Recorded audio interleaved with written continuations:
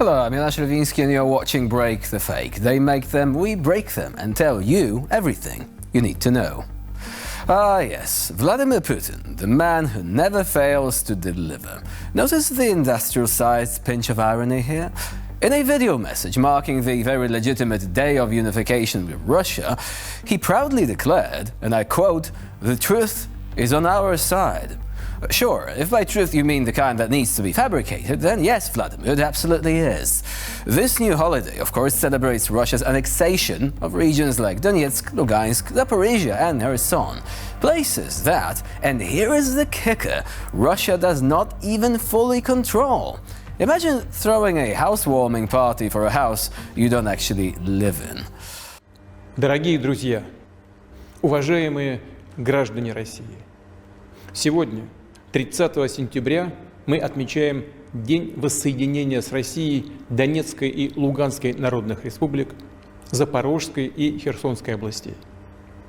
Сердечно поздравляю всех граждан нашей страны с этим поистине судьбоносным событием. Мы шли к нему через годы и непростые испытания. Знали, в каких невыносимых условиях постоянных обстрелов, блокады, долгих 8 лет жил Донбасс. Каким притеснением подвергались жители Новороссии. Они выступили против вооруженного государственного переворота в Киеве. Дали отпор неонацистской диктатуре, которая хотела навсегда оторвать их от исторической родины, от России. Мы не бросили своих братьев и сестер. Пытались достичь мирного разрешения тяжелейшего конфликта. Вы знаете, чем закончились эти переговоры? Ложью, подлогом и обманом со стороны западных элит, которые за это время превратили Украину в свою колонию, в военный плацдарм, нацеленный на Россию. Они планомерно насаждали ненависть и радикальный национализм, разжигали вражду ко всему русскому, поставляли оружие, направляли наемников и советников, готовили украинскую армию к новой войне, чтобы опять, как весной и летом 2014 года, устроить карательную акцию на Юго-Востоке. В качестве целей были намечены не только Донбасс, но и Крым и другие российские регионы. Дальнейшее развитие событий полностью подтвердило необходимость и обоснованность специальной военной операции, ее поистине освободительный характер. Meanwhile, Ukraine is out there, casually strolling into Russia's own Kursk region and wiping out ammo depots hundreds of kilometers deep into Russian territory. But don't worry, because Putin reassures us that Russia will achieve all of its goals in Ukraine. Yeah, just like how I'm going to achieve all my goals of becoming a professional tap dancer by next year. Or better still, a professor in quantum physics, because we want to keep this skill ceiling high, right? And of course, in a typical fashion, Putin then goes on to blame quote-unquote Western elites for turning Ukraine into a colony and military base. Yes, that's right, the West's nefarious plans to arm a sovereign country that asked for help. How diabolical! And don't forget the cherry on top, the West's supposed hostility towards everything Russian. Because nothing says, we're misunderstood, quite like illegally annexing territory and claiming it's just to protect Russian speakers. Classic move, Vlad. Now, Russia's 3-day special operation has now become an endless, drawn-out war. And not only has Russia failed to gain new territories, but it has also allowed Ukrainian forces to cross into its own borders.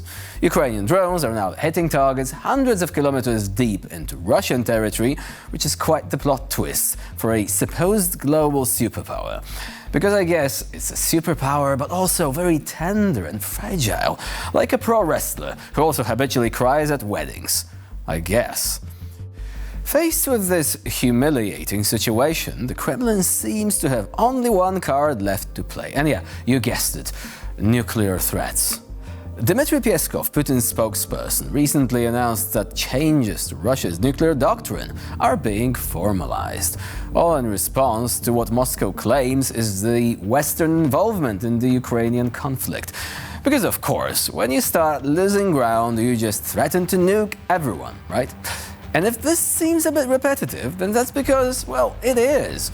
Russia made these threats literally dozens of times before, and I must have missed those Russian ICBMs zipping past to bring about Judgment Day. Just, lack of attention on my part. Насколько существенную, на ваш взгляд, роль в подготовке и в изменении доктрины сыграло то, что в последнее время мы не от каких-то там городских сумасшедших, а от официальных лиц высокопоставленных, будь то министр обороны ФРГ, даже президент США, слышим заявления о том, что Россия якобы готовит нападение, о том, что нам нужно готовиться к войне с Россией, называются конкретные цифры. Это официальное заявление есть официальное заявление, тем более, когда оно делается на таком высоком или даже высшем уровне. И, конечно, мы строим свое понимание о подходах наших визави или наших партнеров или наших противников, недругов, именно основываясь на этих официальных заявлениях. Поэтому, да, это абсолютное зеркало той позиции, которую занимает. Putin's latest nuclear doctrine proposal would allow Russia to respond with nukes even to a conventional attack if it involves or is supported by a nuclear-armed state. That is right. If someone punches Russia and their friend just so happens to own a few nukes, it's fair game to go full Armageddon. This is Putin's idea of escalation management. Nothing says, I'm in control, like threatening to world with global annihilation when things just don't go your way. Also, some of those Russian nukes have an annoying tendency to explode while still inside their silos, which goes a long way to inspire confidence in Putin's military, I guess. Ah yes, nothing says we're winning, quite like celebrating a day of reunification with territories that are either partially controlled, actively being bombed, or slipping out of your grasp. Putin's video message congratulating the nation on this truly fateful event is a masterclass in delusion. Never mind that Ukrainian drones are making unscheduled visits deep into Russian territory, or that chunks of the Kursk region are now a no-go zone. But hey, let us distract everyone with a grand spectacle. According to Putin, Donbass and Novorossiya endured unimaginable hardships for 8 years, but now thanks to Russian liberation, everything is being fixed. Businesses are being rebuilt, new housing is appearing alongside hospitals, schools and daycare centers. In between those annoying missile strikes and drone attacks. Oh, and the best part? The truth is on our side, Putin assures us. Because when the facts don't cooperate, just double down on patriotic slogans. Surely, all the stated slogans will be fulfilled, all the goals will be reached, right? Never mind that half the plan involves desperately holding on to what little territory they have left. At this point, the Russian leadership might as well declare a national holiday for victories in imaginary lands, perhaps even universes. The Cybertronian People's Republic has voted to join the motherland, Putin would announce after signing a decree for annexation of the planets of Krypton and Pandora. And it would only sound a bit more absurd than what he actually does nowadays. Another day, another drone in the Russian heartland. Yeah, it's becoming something of a habit. This time a 5-story residential building in the center of Kursk took a hit. The mayor, Igor Kutsak, diplomatically described the incident as the result of some external impact. Because why get into details when a drone just exploded a block or two down from your local city hall? But fear not, everyone. No one was hurt, and the quote-unquote damaged windows will be replaced. And of course, there will be compensations paid out for all the inconvenience. Because when your country's at war and drones are randomly dropping from the sky, what's really more important than getting all those windows fixed ASAP?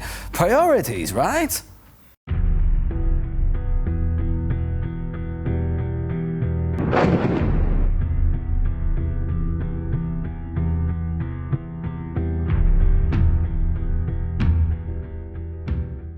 It's almost like the Kremlin's new definition of liberation includes the freedom for drones to roam where they please, even a few hundred kilometers inside Russia.